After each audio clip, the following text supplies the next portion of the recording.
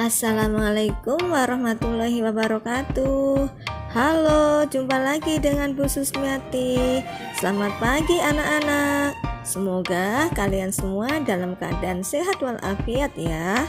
Sebelum pembelajaran, yuk kita simak cara menjaga kesehatan protokol kesehatan COVID-19. Yang pertama, cucilah tanganmu dengan air dan sabun selama 40-60 detik.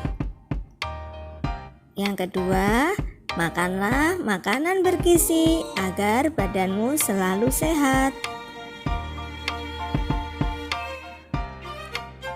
Yang ketiga, ketika kamu batuk dan bersin, tutup hidung dan mulutmu dengan lenganmu, masker, atau tisu. Berikutnya yang keempat, istirahatlah jika kamu sakit. Tidurlah yang cukup untuk meningkatkan daya tahan tubuhmu. Nah, yang kelima, belajar dan bermainlah di rumah dulu.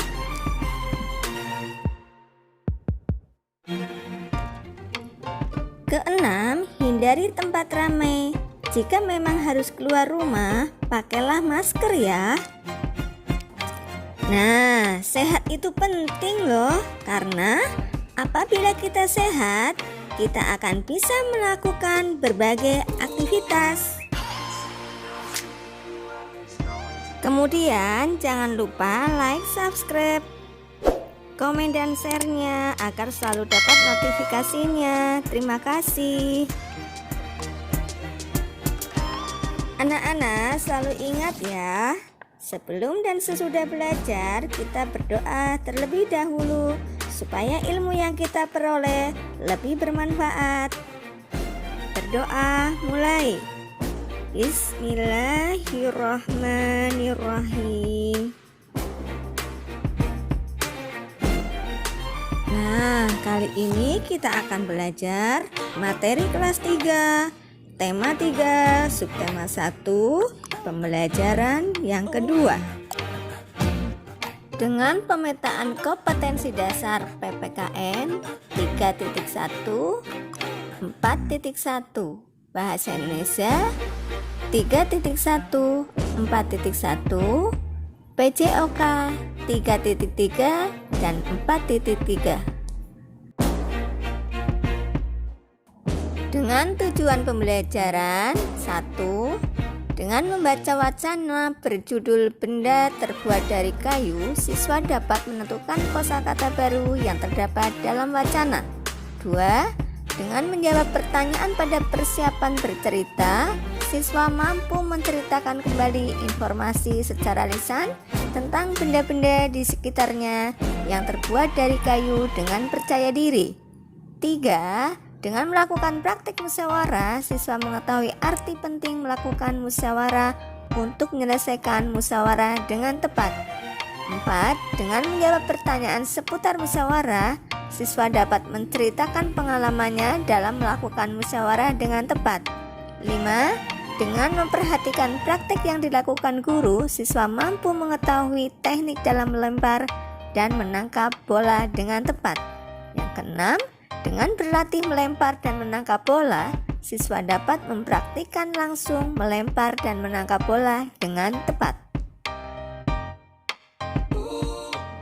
Contoh benda yang terbuat dari kayu: lemari, kursi, pensil, meja, bangku, dan rak. Nah, masih banyak yang lainnya, benda-benda yang terbuat dari kayu di sekitar kita. Sebutkan bahan untuk membuat pensil. Pensil terbuat dari kayu. Di sekitarmu banyak sekali benda yang terbuat dari kayu. Beberapa di antaranya adalah meja, kursi, dan lemari. Kayu juga digunakan untuk membuat benda kerajinan, misalnya patung dan figura.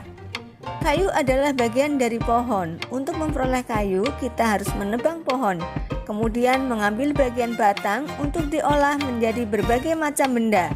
perubahan dari batang kayu menjadi benda-benda tersebut melalui proses yang berbeda-beda. Pertama, batang pohon ditebang. Batang pohon yang telah ditebang disebut kayu gelondongan atau log. Kemudian, log dikirim ke pabrik atau pusat penggergajian. Pengiriman log menggunakan angkutan khusus seperti truk melalui darat atau kapal melalui sungai. Setelah itu, log dipotong-potong sesuai keperluan. Untuk menghindari jamur dan serangga yang dapat menyerang kayu, maka kayu perlu dikeringkan. Cara hanya dengan dijemur. Kayu dijemur sekitar 2 hingga 4 minggu. Setelah dijemur, kayu siap diolah sesuai keperluan. Kayu dapat dipilih menjadi bahan dasar benda. Mengapa?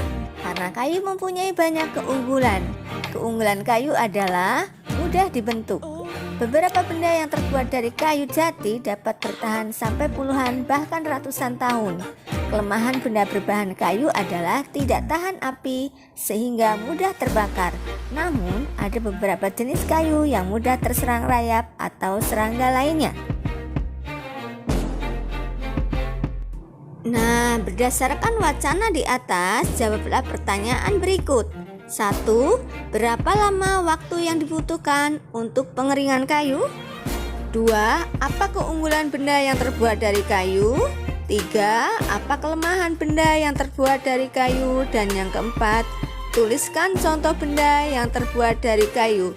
Kerjakanlah di buku tugas kalian masing-masing. Minta tolong bantuan ayah dan bunda di rumah. Nah, kamu telah membaca cara mengolah kayu. Kayu diolah menjadi benda-benda yang dipakai sehari-hari.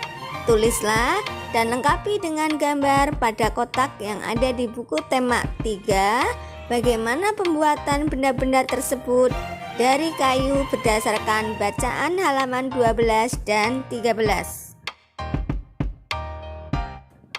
Fungsi hutan antara lain untuk menyerap air hujan. Hutan menyimpan air hujan tersebut dalam jumlah yang banyak. Namun ketika hutan digunduli membuat aliran air terganggu. Hal ini menyebabkan air menggenang. Akhirnya terjadi banjir yang mengalir ke pemukiman penduduk. Kebutuhan benda dari kayu yang terus meningkat mengakibatkan kebutuhan akan bahan kayu terus meningkat. Setiap tahun, banyak pohon yang ditebang untuk mendapatkan kayu. Terkadang ada sekelompok orang yang menebang pohon tanpa izin. Kegiatan ini disebut penebangan liar. Semakin lama jumlah pohon di hutan semakin berkurang.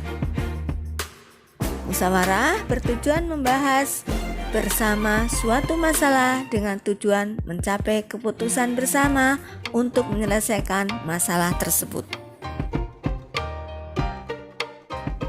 Bermusyawarahlah bersama kelompok untuk menjawab pertanyaan berikut. Pertama, di desa Siti banyak penebangan liar. Bagaimana cara mengatasinya? Yang kedua, apa yang terjadi jika penebangan liar tidak dihentikan? Dan yang ketiga, bagaimana cara mengembalikan hutan seperti semula? Kamu telah bermusyawarah bersama temanmu tentang penebangan liar. Tuliskan pengalamanmu bermusyawarah bersama teman di bawah ini. Yang ke-1, apakah musyawarah yang dilakukan berjalan lancar? Yang kedua, apakah semua teman memberikan pendapatnya? Dan yang ketiga, apakah kamu setuju dengan hasil keputusan bersama? Berikan alasanmu. Musyawarah merupakan salah satu cara untuk mencari keputusan bersama. Apa yang terjadi jika keputusan langsung diambil tanpa musyawarah sebelumnya? Ayo diskusikan bersama temanmu mengapa perlu musyawarah dalam mengambil keputusan bersama. Kalian bisa kerjakan dengan bantuan ayah bunda di rumah karena masih harus belajar di rumah. Kayu tidak hanya digunakan sebagai bahan baku untuk membuat meja, kursi, ataupun benda kerajinan. Kayu juga dapat digunakan untuk perlengkapan olahraga seperti permainan bola kayu. Pada permainan bola kayu, perlengkapan yang digunakan adalah bola dan pemukul. Bola dan pemukulnya terbuat dari kayu. Pemain harus memukul bola menuju ke gawang kecil. Gawang kecil juga terbuat dari kayu. Perhatikan gambar di bawah ini. Nah, sekarang kita akan melakukan kegiatan menangkap dan melempar bola. Tetapi bola kayu tidak digunakan untuk melempar maupun menangkap bola. Mengapa? Karena bola kayu berat. Kita akan bermain menggunakan bola yang terbuat dari plastik atau kulit sintesis. Bola ini lebih ringan ketika dilempar dan ditangkap. Kalian bisa praktekkan di rumah. Mari berlatih menangkap dan melempar bola. Perhatikan cara melempar dan menangkap bola yang benar. Perhatikan gambar berikut ini, gerakan dasar melempar bola. Berikutnya gerak dasar menangkap bola. Perhatikan gambar berikut dengan seksama supaya bisa kalian praktekkan di rumah. Selanjutnya gerakan kombinasi melempar dan menangkap. Sebelum melakukan permainan bersama teman-temanmu, lakukanlah pemanasan. Pemanasan dapat dilakukan dengan bermain.